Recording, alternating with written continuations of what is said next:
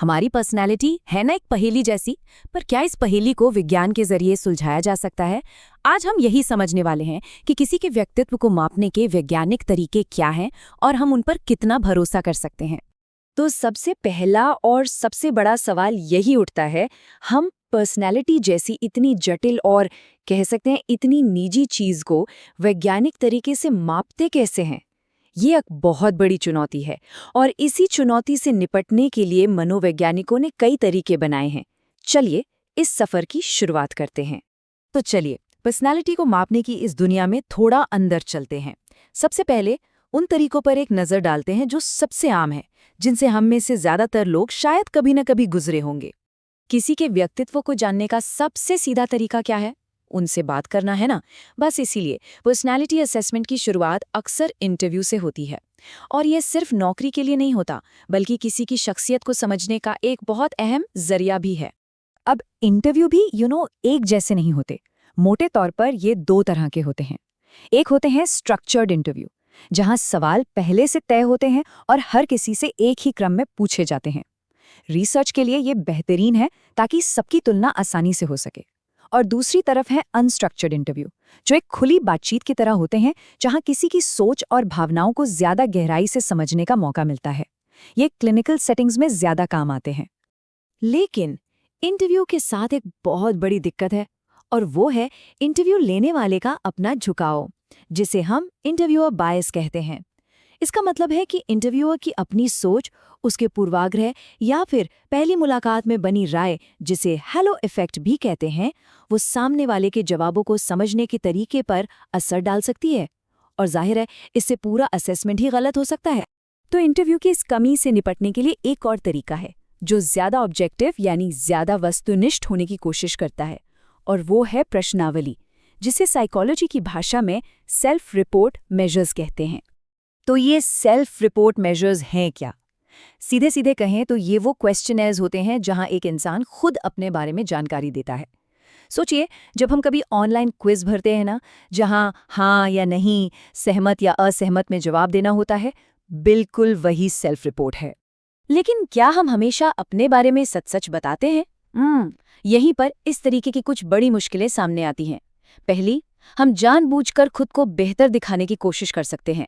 दूसरी, हम समाज में अच्छा या सही दिखने के दबाव में जवाब दे सकते हैं। और तीसरी, कभी-कभी हम बिना सोचे समझे हर सवाल पर एक जैसा जवाब दे देते हैं, जैसे हर बात पर बस सहमत हो जाना। इनमें से एक प्रॉब्लम तो बहुत ही कॉमन है, जिसे सोशल डिजायरेबिलिटी कहते हैं। इसका मतलब बस इतना है कि हम जवाब देते वक्त ये सोचने लगते हैं कि अच्छा क्या लगेगा या समाज किस जवाब को पसंद करेगा, भले ही वो पूरी तरह से सच ना हो। तो सवाल ये है कि अगर इन तरीकों में इतनी कमियां हैं, तो फिर एक अच्छा, एक भरोसेमंद टेस्ट बनता कैसे है? यहीं पर मनोविज्ञान के कुछ बहुत ज़रूरी वैज्ञानिक सिद्धांत काम आते हैं, जो इन मुश्किलों को हल करने में मदद करते हैं। किसी भी अच्छे साइकोलॉजिकल टेस्ट की पहली और सबसे ज़रूरी शर्त है मानकीकरण, यानी स्टैंडर्डाइजेशन। इसका मतलब एकदम आसान भाषा में, टेस्ट देने का तरीका और स्कोरिंग का तरीका हर किसी के लिए बिल्कुल एक जैसा होना चाहिए, ताकि जब हम लोगों के स्कोर्स की तुलना करें तो वो फेयर हो। स्टैंडर्डाइजेशन के बाद दो और बहुत ही ज़रूरी शब्द आते हैं, रिलायबिलिटी और वैलिडिटी। अब देखिए, रिलायबिलिटी का मतलब है कंसिस्टेंसी, क्या टेस्ट बार बार एक जैसे रिजल्ट देता है? वहीं वैलिडिटी का मतलब है एक्यूरेसी, क्या टेस्ट वाकई वही चीज माप रहा है जो उसे मापनी चाहिए? चलिए अब इन दोनों शब्दों को, रिलायबिलिटी और वैलिडिटी को, जरा और अच्छे से समझते हैं, क्योंकि यही किसी भी साइकोलॉजिकल टेस्ट की, कह सकते हैं, जान होती हैं। इसको समझने के लिए एक निशानेबाजी का उदाहरण लेते हैं। सोचिए कि एक टेस्ट रिलायबल तो है पर वैलिड नहीं है। ये बिल्कुल वैसा है जैसे कोई शूटर हर बार निशाना एक ही जगह लगा रहा है, पर वो जगह टारगेट के सेंटर से बहुत दूर है। मतलब रिजल्ट्स तो लगातार मिल रहे हैं, पर वो लगातार गलत हैं। अब दूसरी सिचुएशन सोचिए, टेस्ट न तो रिलायबल है न ही वैलिड। ये तो ऐसा हुआ जैसे निशानेबाज की गोलियां पूरे टारगेट पर यहां वहां बिखरी पड़ी हैं। ना तो कोई कंसिस्टेंसी है और ना ही कोई एक्यूरेसी। साफ है, ऐसा टेस्ट किसी काम का नहीं है।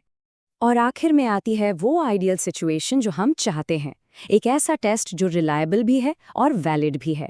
ये बिल्कुल वैसा है जैसे हर एक निशाना सीधा जाकर बुल्स आई पर लग रहा है, यानी रिजल्ट्स कंसिस्टेंट भी हैं और एक्यूरेट भी।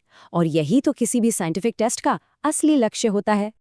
तो आखिर में ये सवाल हमें सोचने पर मजबूर करता है कि एक साइकोलॉजिकल टेस्ट के लिए क्या बेहतर है, लगातार एक ही तरह से गलत होना या फिर कभी-कभी बिना किसी पैटर्न के सही हो जाना? इस सवाल का जवाब ही हमें रिलायबिलिटी और वैलिडिटी की असली अहमियत समझाता है।